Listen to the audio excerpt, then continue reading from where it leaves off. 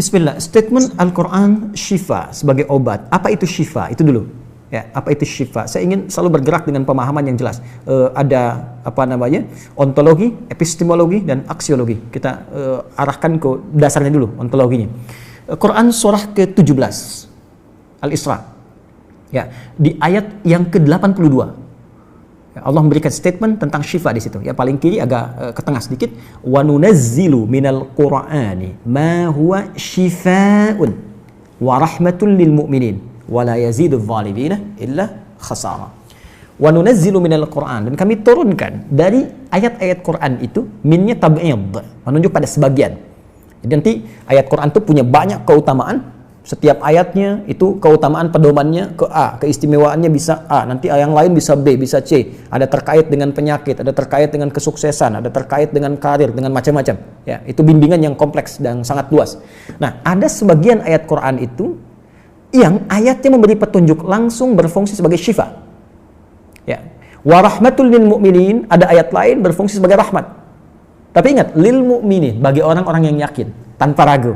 Jadi kalau kita ingin berinteraksi dengan Al-Quran, kaidah pertamanya jangan pernah ragu. Ya, Quran surah kedua ayat 2. Dzalikal kitabu la raiba fi. Semua isi Al-Quran akan jadi petunjuk hudan lil muttaqin, bagi orang takwa. Syaratnya la raiba fi. Jangan ragukan sedikit pun. Anda ragu, Anda tidak mendapat manfaatnya. Oke, sekarang kita kembali. Apa itu syifa? Syifa sering diterjemahkan dengan obat. Ya, penawar. Syifa sesungguhnya punya arti yang lebih luas. Ya, obat itu di dalam Al-Quran, bahasa diksi Al-Quran, juga hadis, bahkan standar bahasa Arab biasa, itu setidaknya punya dua ya, diksi dari dua kasus yang terjadi. Ya. Satu begini, jika penyakit ya, yang butuh obat, penyakitnya itu berupa penyakit fisik saja, secara fisikal. Misal, saya katakan misalnya sakit gigi, fisik ya, fisik saya yang kena. Kemudian sakit perut, sakit kepala. Itu penyakitnya disebut dengan daun. Daun. Oke? Penawarnya, obatnya disebut dengan dawaun. Ini. Baik kan? Ya. Karena itu ada kalimat begini yang disandarkan pada Nabi SAW, likulli da'in dawaun. Di setiap penyakit fisik itu mesti punya keyakinan pasti ada obatnya. Jelas ya? Nah, yang kedua, ada jenis penyakit terkait dengan fisik juga, tapi sudah melewati batas-batas dawa. Jadi ini menggunakan obat medis standar, ya, ini susah. Bahkan sebagian mengatakan, dokter mengatakan, wah ini nggak bisa nih, udah give up gitu kan? It's impossible, ini nggak mungkin, ya. Jadi sudah give up di sini, ini udah nggak memungkinkan. Nah. Atau yang kedua, penyakitnya tidak terkait dengan fisik secara langsung, tapi ada yang terkait dengan aspek-aspek psikal, ya. Secara psikologis, penyakit hati, iri hati, dengki, dan dendam, dan itu juga berpengaruh kepada fisik, tapi sudah melampaui batas fisik. Orang iri hati kan fisiknya terganggu, kayak enak makan, kan? Ya, pusing, tidur, bahkan tidur pun masih nggak enak, ngigonya juga masih dengki juga, gara-gara kamu nih tidur, masih keluar kalimat itu, ya, nggak enak kan? Dan nggak mungkin berobat mencari dawa, nggak mungkin. Ya, silahkan cek ke rumah sakit, ada poli dendam, poli iri hati, nggak mungkin. Ya, yang ada poli gigi, poli mata, kan? Ya, poli iri hati, poli dendam, nggak ada, poligami nggak ada di rumah sakit. Anda nggak mungkin menemukan itu. Ya, nah maka penyakit yang lebih lekat kepada aspek non fisik itu seringkali diistilahkan oleh Al-Quran dengan kata marad namanya, maradun. Ya, penyakit hati. Karena itu ketika Allah menyifati orang munafik yang hatinya bermasalah, Allah tidak menyebutkan kata daun, tapi menyebutkan kata marad. Silahkan cek di Quran surah kedua Al-Baqarah ayat 10. Fi qulubihim marad. Ya, di dalam hati mereka ada penyakit. Hati yang di sini bukan hati fisik ya. Ya, tapi sumber kehidupan kita. yang ditetapkan oleh roh. Nanti ketika fisik itu mulai sempurna selama 4 bulan jadi mudghah. Jadi kan ada 3 tahapan seperti kita ketahui, ya. Dari mulai di Al-Arba'in, kalau kita baca Al-Arba'in, Al-Imam An-Nawawi, hadis nomor yang keempat, ya, Abdullah bin Mas'ud radhiyallahu ta'ala anhu qala Rasulullah SAW huwa as-sadiqul masduq inna ahadakum yujma'u fi batni ummihi 40 yawman nutfah. 40 hari pertama ya itu baru berbentuk penyatuan, perpaduan antara spermatozoa dengan ovum, thumma yakunu alaihi 'alaqah, kemudian mithla dzalika 'alaqah, 40 hari kedua berbentuk zigot yang telah menempel di dinding rahim, thumma yakunu mithla dzalika mudghah, 40 hari ketiga berbentuk mudghah, daging keratan. Bahkan sudah jadi bahasa sekarang ya di masa kan bahasan janin ya di kurikulum kedokteran saya lihat redaksinya sama, mudghah ya. Nah, dalam fase ini kemudian ditiupkan roh ya, wa yursalu alaihimul malak alaihil malak, dan diutus malaikat, wa yu'maru bi katbi arba'in, dan diperintahkan menetapkan 4 hal. Nah, saat ditiupkan roh ini itu terjadi kemudian penyatuan antara fisik dengan roh. Itu ada di Quran surah ke-15 ya, ayat ke-28. Ya, wa idz qala rabbuka lil malaikati inni khaliqun basyaran min salsalin min hama'in masdun fa idza sawaituhu wa nafakhtu fihi min ruhi. Jadi roh masuk ke dalam jasad seseorang, ya ke dalam fisik seseorang. Ketika sudah masuk, dia bisa bernafas kan, ada kehidupan, unsur kehidupan. Karena itu nafas terambil dari bahasa Al-Qur'an. Jadi begitu kemudian sudah masuk roh ke dalam jiwa, menjadi nafas namanya, berubah dari roh jadi nafas. Ya, maka dia membawa 2 potensi.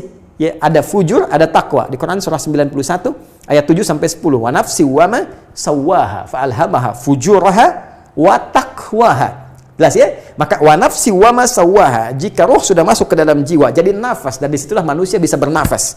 Tapi jangan lupa dia membawa 2 potensi. Ada potensi kebaikan, takwa, ada katalis kebaikan. Saya tidak mengatakan yang buruk. Itu katalisnya. Jadi lawannya langsung. Yaitu jujur, lawannya dusta. Ya, marah, lawannya sabar. Yang sabar itu takwa, jujur itu takwa. Yang marah, yang sombong, yang bohong, itu namanya fujur. Itu katalisnya. Di Allah menciptakan sifat marah bukan ingin membuat Anda pemarah, tapi ingin kemudian memacu supaya yang sabarnya muncul. Sebab kalau nggak ada marah, bagaimana bisa ada sabar? Itu cara membacanya. Nah, di sini terjadi pergolakan. Ya. Apa kaitannya dengan ini? Orang-orang yang tidak bisa mengendalikan sifat takwanya dan tidak menjadikan sifat fujurnya sebagai katalis, tapi diikuti menjadi dominan, maka jadi penyakit di hatinya. Itu yang disebutkan dengan marad namanya. Ya, itulah yang memunculkan penyakit ria, pamer, gitu kan? Sum'ah, ingin didengar orang, sombong turunannya, ya, kemudian dendam dan sebagainya. Ini marad. Marad ini dan penyakit yang sudah melewati batas fisik, kalaupun terkait dengan fisik, nggak ada obatnya dari dawa. Yang ada hanya syifa. Syifa. Maka jika ada orang tertentu yang terkena penyakit fisik yang sudah di luar batas dawa, yang medis misalnya udah nggak bisa nih, ini nggak mungkin, maka beralihlah dari dawa ke syifa. Ini yang pernah dilakukan oleh Nabi Ayyub alaihissalam. Ketika diuji dengan penyakit, Allah contohkan langsung supaya kita bisa meniru. Bukankah ayat ini turun ketika Nabi diuji dengan penyakit? Ya, supaya memohon kepada Allah. Jadi kan Nabi Ayub kan divonis dengan penyakit yang tidak pernah diderita oleh orang sebelum beliau, tidak akan dirasakan oleh orang setelahnya. Yang paling menarik apa yang dilakukan? Ketika semua mengatakan nggak mungkin, lalu turun kemudian gambaran dari Allah. Quran surah ke-21 ayat 83 sampai 84. Wa ayyuba, pakai fathah loh. Bukan dhamma, bukan kasrah. Ya, fathah itu menunjukkan sesuatu di masa lalu untuk dibuka bagi orang di masa depan. Ya, fataha itu dibuka. Itu ilmu lughahnya. Saya spesialisasi di bahasa Arab.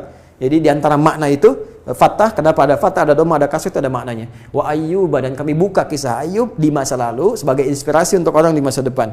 Idnada rabbahu anni masanni yadhurru wa anta arhamur rahimin. Ketika beliau mulai meninggalkan opini manusia dan mulai kembali kepada Allah dengan sangat kuat untuk spesifik memohon kesembuhannya. Ya Allah, penyakit ini sudah mengganggu saya. Untuk ibadah, itu poinnya. Untuk ibadah. Jadi ternyata kalau ingin disembuhkan dengan cepat, arahkan kesembuhan itu untuk niat kita beribadah. Kalau cuma pengen sembuh saja, jangankan Anda yang belum beriman pun kalau sakit pengen sembuh. Terus Anda tujuannya apa dari kesembuhan itu? Kalau cuma pengen minta dunia, apa dengan sakit belum cukup menjadikan Anda ingat Allah? Maka arahkan permohonan itu untuk kesembuhan supaya punya niat ibadah. Ya Allah, saya pengen sholat lagi. Ya Allah, saya pengen ke masjid lagi, pengen tahajud lagi. Mohon ya Allah, penyakit ini sudah mengganggu saya tahajud, saya pengen sholat lagi. Wa anta arhamur rahimin, sedangkan Engkau yang paling sayang kepada saya. Kalau yang Maha Penyayang saja tidak menyembuhkan saya, kepada siapa lagi saya mesti memohon? Nah, tahu apa yang terjadi? Begitu kalimat itu muncul dengan penuh kekuatan, keyakinan, visi yang benar, memanggil Allah dengan panggilan yang sangat halus, lembut, ya, terasa ke dalam jiwa, Maka jawabannya tidak menunggu lama. Fastajabna lahu fakashafna ma bi min dhurrin wa atainahu ahlahu mithlahu ma'ahum rahmatan min indina wa dzikra lil 'abidin. Lihat ujung ayatnya. Kami langsung sembuhkan penyakitnya. Kami singkapkan semua rasa sakitnya. Kami kembalikan semua yang dia rasakan rugi.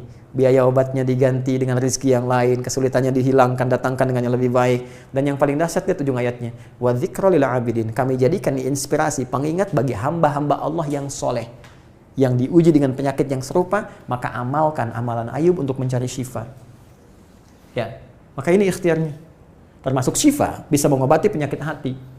Nah, lalu sekarang apa terapannya? Karena disebutkan ada ayat-ayat Quran berfokus sebagai syifa.